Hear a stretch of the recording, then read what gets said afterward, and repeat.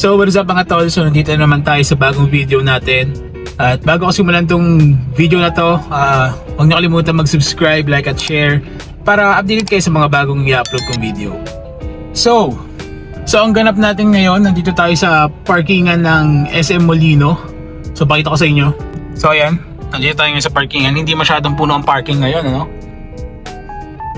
So ang gagawin natin ngayon, ikakabit natin yung dashcam natin ulit dahil tinanggal ko siya, nagpatin kasi ko. So ngayon pwede na ilagay. So let's go. So ito ang dashcam ko. So ang tawag dito ay DD5 Mini Pro. Ayan, so ito yung box. So ipapakita ko lang sa inyo. Nabuksan ko na to pero ipapakita ko sa inyo para ma-visualize nyo kapag bumili kayo nito. So ayan, buksan na natin siya ngayon. So iangat nyo na parang box ng iPhone.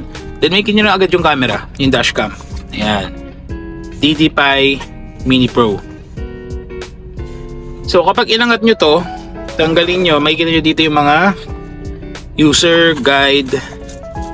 Ayan, user guide ito, user manual. And then yung nilalaman niya is itong nilalagay sa cigarette slot dito sa car natin para pwede nyo yung ilagay dyan yung mismong wire nya, isaksak para mag-on yung dashcam. And itong tool na to, so kunin natin. So itong tool na to yung pang siksik dito sa mismong ceiling. Yan, kapag dyan nyo ilalagay yung wire dito, yan, nakalagay dito yung wire, nakalusot, gaganyan nyo siya, siksik nyo dito pag ganyan. Yan. Tapos meron siyang kasamang dalawang adhesive tsaka yung mismong sticker para at least hindi nakadirekta yung adhesive sa mismong salamin nyo. Ito. So itong makikita nyo na to, nakikita nyo ba? Dito sa block, yan. So itong nakikita nyo na itong sticker na to, ito yung dinidikit sa mismong windshield. Tapos may adhesive pa yung mismong dashcam nyo para at least kung tatanggalin nyo man, hindi nakadikit yung adhesive sa mismong glass nyo or windshield nyo. So ito nga pala sinasabi kong ilalagay sa cigarette slot nyo dito. Yan. Yan, dyan nyo ilalagay yan. If ever na wala kayong ganito, pwede ito yung gamitin nyo kasama sa box. Yan. So baka matanong nyo kung ano to. Bluetooth transmitter to para sa radyo ko, para makapag-music ako gamit yung Bluetooth. Kasi itong system ko na to, sound system na to, wala siyang Bluetooth connection. Bali CD lang siya tapos radyo lang. Wala siyang kahit aux cable na saksakan, wala. So bumili ko ng transmitter para makapagpatugtog ako dito sa mismong radio ko. So ngayon, ikabit na natin itong sticker na to dito sa windshield natin. Let's go. So lumipat ako ng pwesto para madali nating madikit tong sticker na to. So let's go. So dikit itong sticker na to, pag ganyan guys. Hindi ko alam kung nakikita nyo pero ididikit nyo siya dito sa mismong windshield nyo. Tapos dyan nyo ilalagay mismo yung dashcam nyo. Ayan. So parang ganyan. Sorry sa watermarks guys, di pa ako nakapag-car wash. Ayan, ganyan. So nadikit ko na yung mismo sticker. Ayan. Hindi ko alam kung nakikita nyo eh. Pero ayan, nadikit ko na siya. So ilagay naman natin yung dashcam. So itong dashcam na to, may kasama na siyang adhesive na dalawa. Pero nilagay ko na. Ayan. So tutuklapin nyo na itong kulay blue para dumikit. So ayan, nailagay ko na yung dashcam natin na DD5. So nakadikit lang siya sa mismo sticker na yon.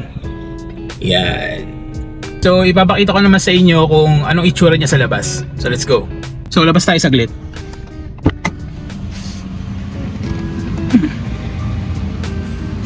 Papakita ko sa inyo. So ayun yung auto. Yan. So pakita ko sa inyo. So yung dashcam ito. Ayan. So ayun yung itsura sa labas. Ayan. Tapos andito yung aso ko. So balik tayo sa lupang init. So magpapakita ako ng sample footage ng dashcam natin na DD5 Mini Pro. Ito yung sample picture ng DD5 Mini Pro. So makikita nyo dito yung logo ng exit sign is napakalinaw.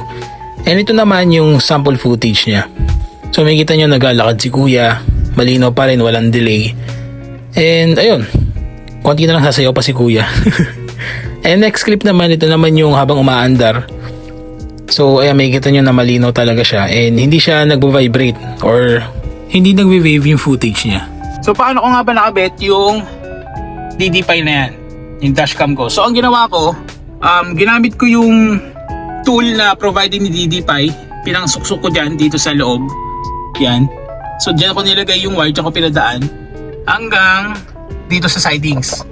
So tinuklap ko to, tapos nilagay ko yung mismong wire sa loob, and nilagyan ko ng electrical tape para hindi siya magulo sa loob. And then pinatagos ko doon sa dulo hanggang dito sa baba. So madilim lang. So ayan, may flash na. So ayan, pinatagos ko siya dito sa likod ng glove box. Nasa likod yung wiring. Tapos pinatagos ko siya dito. Ayan. So makikita nyo, nandito na yung wiring. Ayan, sinuksok ko doon sa dulo, pinagapang. Tapos dito ko tinape ko na lang to kasi pwede siya sa loob nito. Kaso ayoko kasing baklasin, baka di ko na maibalik. So tinape ko na lang siya. And then nakagapang siya hanggang dito sa transmitter ko. Pero ayun nga, depende pa rin sa inyo kung ano yung discarding gagawin nyo. Kasi merong iba na ang ginagawa nila is dito nila pinapagapang sa driver side. Yung akin kasi sa passenger side ko pinadaan. So ayun. Tsaka nakadepende rin talaga sa auto kasi merong ibang kotse, lalo yung mga latest model, may mga USB port na. So nakadepende na lang kung saan nakalagay yung USB port nyo.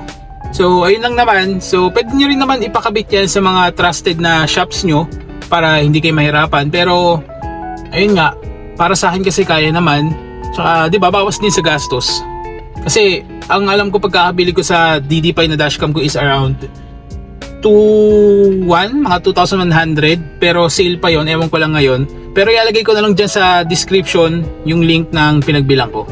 So may tumabi sa atin sa parking na Yaris or Vitz na napakalinis. Pakita ko sa inyo. Ayan, yung Yaris, napakalinis. I think Eurobuild ang ginagawa niya. Tamang lowered lang, stock look. Pogi sir, shoutout sa'yo sir at sa family niya. Angas. So hindi ko maiwasan na hindi video kasi ang linis talaga. Tamang lowered lang. And then stock mags, not sure kung stock mags yun. Tapos Eurobuild siya, clear tints. Wapo sir, shoutout sa'yo sir. So back to the video. So ayun, hanggang dito na lang tong video na to. At abangan nyo yung mga next na uploads ko about dito sa auto, sa project update natin. And ayun, don't forget to subscribe, like and share.